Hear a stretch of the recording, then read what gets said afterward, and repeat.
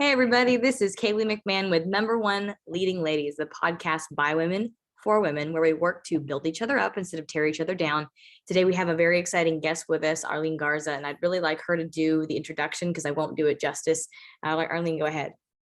Sure. Well, Kaylee, thank you for having me on. I'm always happy to share what I've learned along the way, and especially with women, because I think, as you know, we are underserved or underrepresented in this commercial real estate market. So anytime that I can help another female succeed, I'm always happy to do that. Per your request, our background or my background is I spent 20 years in the banking industry as a lender, running a large marketing team and human resources team nationwide for a large multinational bank. And in 2008, my husband sold his property management software company. And because he had had that exposure to property management, seeing kind of the back end of what owners were doing through his software, he approached me and said, "Hey, I really want to buy multifamily property." And we had done nothing, and we didn't do single family fix and flips. We didn't do any of that. So it was our first foray into real estate ownership. And so we educated ourselves first and foremost, because that's a little bit about who I am and he is. So we became certified through the National Apartment Association as certified apartment managers and certified apartment portfolio supervisors. And I think most importantly, on top of that, we joined a lot of different real estate groups. It was at a time where syndication was really just basically taking off. And so we joined some groups and met a lot of folks. And through those networks, we were able to land our first deal, a very small deal in 2012, 24 units here in the San Antonio market. So from that, we grew to about 500 units, all self-managing.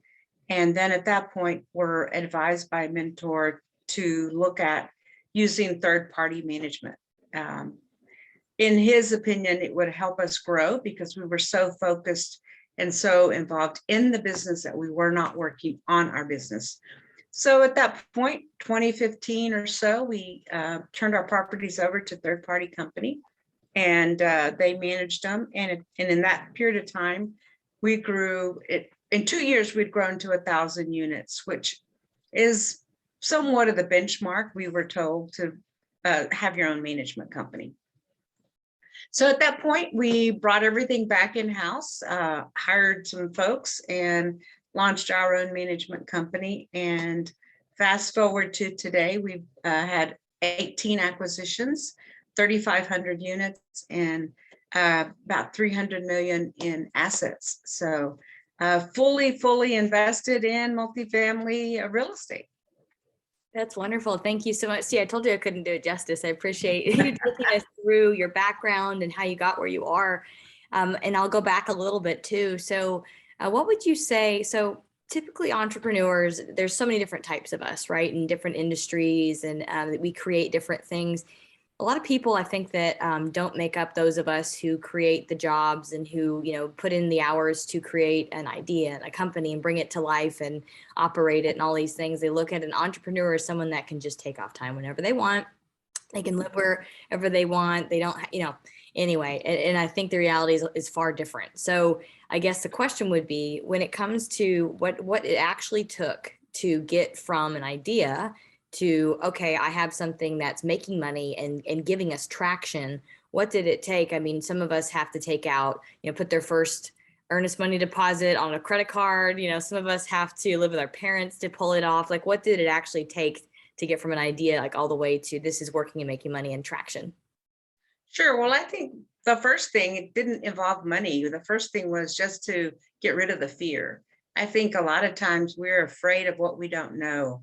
And so that was part of our process early on, was to know enough that we were comfortable putting our money at risk, because the very first deal, we had a very small investor, and primarily, well, step back a little bit. So my husband sold his software company. We were, starting that process. And then we thought, well, we've got the capital to invest. So that was not an obstacle We've got the balance sheet. That was not an obstacle, but we did not have experience. And so when we looked at our first transaction, our first acquisition, we said, how do we convince a lender that with our strong business backgrounds that we can run this property and that we're going to pay them back?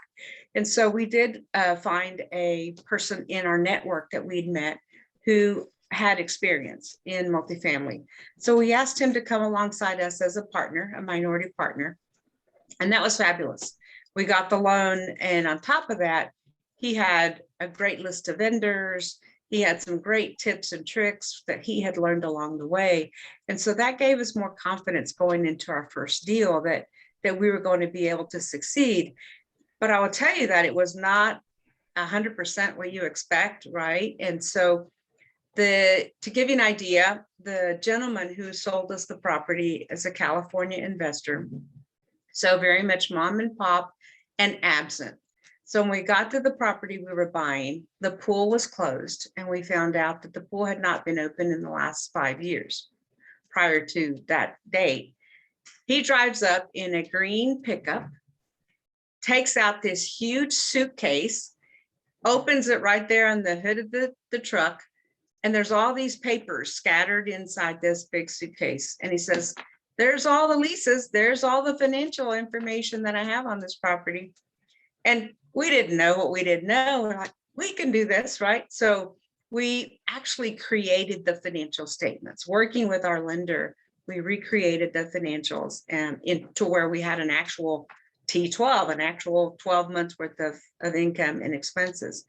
And the leases were in okay shape, but we ended up having to, once we took over, clean them up and get signatures on things and make sure that the rents matched what was in the rent roll, et cetera, et cetera. So huge learning opportunity. But what we liked was about the property, fantastic location, really near public transportation, near a lot of retail, schools, all the things that you want from a location standpoint. So we knew the property would do well, and it had great bones. I mean, just like a house. The foundation was excellent.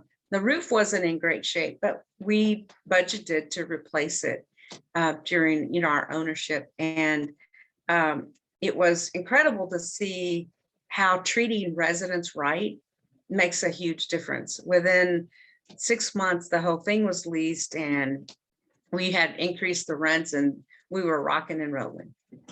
So how do you recommend treating residents right, or treating those you serve right? Well, it's the old adage, treat somebody like you would want them to be treated yourself. But for us, we had to make up for their lack of trust in that owner. Literally, when we did our due diligence, we walked into a unit, we looked up, and I said, that's the sun shining through the ceiling. And the resident said, yes, they keep promising to fix it, but we've lived here a year, and every time it rains, we just have big buckets and we capture the rain through the buckets. There were screwdrivers stuck into the faucets because that's how residents were turning on their hot water or their cold water.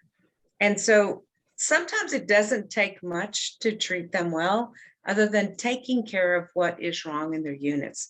Fix it. It does you no good to not fix something, because the cost of that repair is just going to multiply. So being attentive to having a system where they can tell you what they need and just taking care of it sooner rather than later. Treat people how you want to be treated. I think that's incredible. But it's so basic, but it's so impactful. I can't believe that. I can't believe people were living there. You know what I mean? And still putting up with that. Yeah, it was sad because there were kids living there, and I kept thinking, what do they experience? Because we can get some pretty, strong rainstorms in Texas, and I just could not imagine. So our first goal was to fix the units. We fixed the roof first because that's a big deal, and then we started renovating the units. And I think that was the most fun I've had was leasing. I love, showing people what the unit looks like and what their home could be living there. And we got to really know these residents. A lot of them had been there a long time, and when they saw what we were doing, they stayed. And that really makes a big difference on your bottom line, not having to replace your tenants. So how long on that property or in that first situation where you overcame all these barriers to entry essentially, and then you're like, okay, now to traction, which I guess in our industry is typically like going full cycle, or for the listener or watcher on this podcast, going from buying the deal, fixing it, and then selling it for a profit. How long did that take, and what did that look like to get to your profit? Sure. So within about a year and a half, we decided that we were going to buy a property around the corner, 28 units, so that we could hire part-time manager. Again, trying to get to where we could look at more deals, et cetera. So we did that within 6 months of buying that property. And now we're into this one about two years, 2 months. We had somebody approach us to buy the property, our first property. And so we looked at it, looked at where the value had gone in that short period of time, and we decided to sell. So in 2.5 years, we made a 370% return. Woo! So you didn't have to convince me after that multifamily investing works. So yeah, that's incredible. So that's the whole, going from getting started in something that, not that y'all had no idea, but it's new, and you have to lean on people and try new things. And it's a whole different, it's a new world, into a whole new world, and being able to get to a profit. Thank you for sharing that whole journey with us. Because that's, I think especially women need to hear that and see that. Like even on my team, when I'm like, yeah, I use my track record. It's interesting because they're like, no, I don't want, but I'm like, but you have to, but anyway, so when it's real, or you're seeing that someone does it and can do it, that becomes impactful for me. When I picked the Samantha doll, it was because she looked like me and she was doing all these adventures, and I was like, I can do those adventures because she's doing it, even though it was a doll. You got to see someone in real time doing what you want to do. So thank you for sharing that. The other two questions that we typically ask, I'm trying to think which order I want to do it in. I think I know. I want to ask for our listeners and watchers, what would be your biggest lesson? Well, our biggest lesson was we bought a property with a chiller. And that in and of itself is not the lesson, because you can buy a property with a chiller and do well. But the lesson behind it is we had somebody mentoring us who helped review our underwriting, checking everything we'd put into it. Well, what I found out was they had never owned a chiller. So what a chiller is basically you have pipes that run generally underground, and those pipes are connected to what's called a cooling tower and a furnace. So the cooling tower heats the water. Cooling tower cools the water that runs through the pipe. So when it gets to the unit, you actually get cool air. The furnace heats it. Now, there is a time delay. So, in Texas, it could be 50 in the morning and 75 in the afternoon. Well, the system has a delay of 2 hours. So when you switch it from cool to hot, you've got to wait to feel the effects of it. So if a resident doesn't understand that, they can get a little upset over, how do I turn my system on and it doesn't work? Well, it did. It just is on a delay. Well, there's another piece to having water running through pipes that go into the interior above your ceilings of your units, because water leaks. And so when water leaks, lots of things, you can't just go repair the pipe. That's easy. You've got to repair all the sheetrock around it that got wet because of that leaking pipe. It's not in a wall, it's in your ceiling. And the unit themselves, to repair them, required a little bit more of a specialist than our typical maintenance guys could do. So the repairs were more expensive than we had budgeted, one. And two, because all of the heating and cooling comes through this system, the utility company bills the apartments for everything. The apartment paid for everybody's water and everybody's electricity. So you are now the utility companies for all these tenants on top of being their landlord. So when you do your pro forma and you're looking at how much do I capture when I bill the tenants for water and electricity, well, you've got a ratio 80 to 90%, depending on what you're, allowed to do by requirements and the way your property's laid out, et cetera, common areas, you name it. Well, what we found is that our capture rate was not that. It was a lot lower because when somebody moved out, you had a month's worth of utilities that weren't even yet due because you're billed a month in arrears, right, by the utility companies. So that extra amount, when you look at, a $25,000 bill every month, was a big, effect on the property. Now, we ended up fine. Nobody lost any money, and investors had cash flow along the way. But what we learned is that when you're getting into a property that has unique characteristics, make sure you understand what they are and how they affect your bottom line. And I would say that that's probably our biggest learning experience to date, is that. Uniqueness. That's a good way to put it, because there's so many other different things, whether it's like, oh, this is the first time I'm looking at student housing. This is the first time I'm looking at a deal where there's a lot of military here, anything like that. Yeah. Yeah. Yeah. And that property actually was very near one of the bases. San Antonio has a lot of bases. It's Military City, USA. And what we learned on the back end of selling that property was that you really should understand your concentration. If you have a concentration of students, you're going to be underwritten as a student housing property. If you have a concentration of military, you're going to be underwritten by lenders as you have a concentration of one type of renter. And with military, they can deploy people. And when they get deployed, you can't charge them a fee. I mean, it's our duty, right, to respect that they're there to serve us. And so you end up having to, find new tenants if you've got a deployment that happens. And it's different for Army versus Air Force. We've got both. Air Force doesn't always deploy, a whole squadron or whatever at one time. It might be onesie, twosie kind of deployments. So again, just understanding who's your tenant base, what are the unique parts of your property, and how do you position that the best that you can. Absolutely. So would you suggest in that situation where there's a new item or a new feature characteristic, would you find a mentor that's done that before? Or what would be your next step to be able to, because you could go to the people who will essentially judge your property, like the lender, et cetera, insurance company, for advice, but really that's kind of too late, I think. Then they're like, well, this is what we'll do. But how do you educate yourself up front when it comes to those new I don't know, items?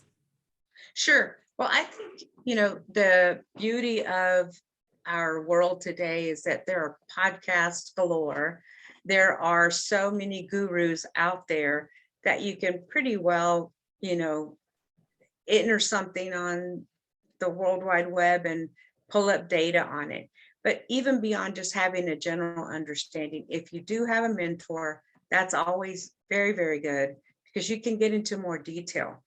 Going to the lender, unless you've got a really confidential, great relationship with them, you don't always want to reveal that you don't know what you don't know. So I would say, there's some wonderful groups, just like yours out there, that you can post a question. Hey, has anybody ever done this type of a property? Or have you ever run across this sort of a thing? And on top of finding those mentors that maybe have done it for over, a longer period of time, use all your resources that you have. And I'll just say, even though you ask the question, vet the answer. So you might get 6 or 7 people that answer your question on your post on Facebook. Well, my follow-up question would be, have you actually done this? Yes, that is the lesson. I've had to learn that lesson in single family and multifamily, in life, lawyers, oh my gosh, it's literally have you paid that person to deliver that thing to you? And then on the other end, how did you feel, or were you satisfied? Yeah. Yeah. Correct. Yeah. It's that experience and track record, whatever you want to label it, that really makes the biggest difference. And I've just found that there's a lot of folks willing to give advice, but you don't always know if they've been through it themselves. And I can tell you, I mean, so many different scenarios where we've been through something, you know it intimately because you lived it, for a period of time. That's right. That's right. That's incredible. No, that is like the best advice, no, industry agnostic. I mean, I would just say for sure. What would you say, Arleen, has been your biggest win? Biggest win. Well, it's a personal one. I would say, my husband and I worked together. We'd never worked together before. And it's different than a general partner you might run across that you meet along the way, because you go home to the same household every night. Yeah. But I think for us, it was learning how to identify our unique abilities. So my husband was serial entrepreneur from the age of 26. I came out of the corporate world. The decision-making process is very different in both of those two worlds, right? In his case, he needed to get something done. He researched it, he pulled the trigger, and he went for it. In the corporate world, you research it, you present it, and then you present it to the next committee, and then you present it to the next committee, and then you get a decision. So I had to learn not to overreact when a decision was made very quickly, because that was his way of doing things. And he had to learn that sometimes you really needed to wait and do a little more exploration before you pull the trigger. So that has been a big one. And I would say whether it's a spouse or a partner that you meet, identify one, what do you love to do? You personally, what do you love to do in this environment? What are you good at? And then what are the things that you're good at, but you just really hate to do? Yeah. And I would say those things that you're really good at and you hate to do, you can probably hire somebody to do that. And that's going to make life so much better. So that to me has been a big win in terms of developing a strong partnership. A secondary win is our kids have been part of this industry right along with us. They worked on property when they were in high school during the summer, leasing, or our son did maintenance until his senior year. He said, "Can I get a promotion to leasing? Because that's indoors." So they both did that. And so our daughter has a degree and a master's in psychology, but she decided, you know what, I really like real estate. So she joined us a year ago. So she's now on the underwriting and acquisition side of our business. Yeah. And our son just joined us this in May. His degree that he's about to wrap up is in real estate finance and development. He wants to build them from the ground up. And in fact, we're going to be launching our first small build in the next month or so. And he's going to help head that up. So it's a big blessing. It wasn't anything, I would never force them into a family business, but it truly is a legacy business now because they'll be able to carry it forward. That's incredible. That's incredible. That's all I'll say. Arleen, I really want to really just thank you and let you know that you're so valued for spending the time to, show other women that this is possible. You're even showing me right now, for example, some of my podcasts a little selfish, I'll be honest with you, that I get to learn from other people. And then also that I get to see for myself, for example, the power couple idea that I have on my vision board, it's a real thing. You know what I mean? It exists. So just appreciate you for your sharing. There's so much power in sharing and showing us, your world and letting us in for this 25 minute session. If anyone is interested in investing in your deals, helping with any part of your process, how can they get in touch with you guys? Sure. The best way is to go to our website. It's R as in Robert, E as in Edward, E as in Edward, P as in Paul, equity.com. So reapequity.com. And there's a little button there that you can click that we will contact you, and you can request to speak to me when you set up the call, and our investor relations manager, Rebecca, will set up those calls and send an intro email, and we'll be able to jump on a phone call and talk.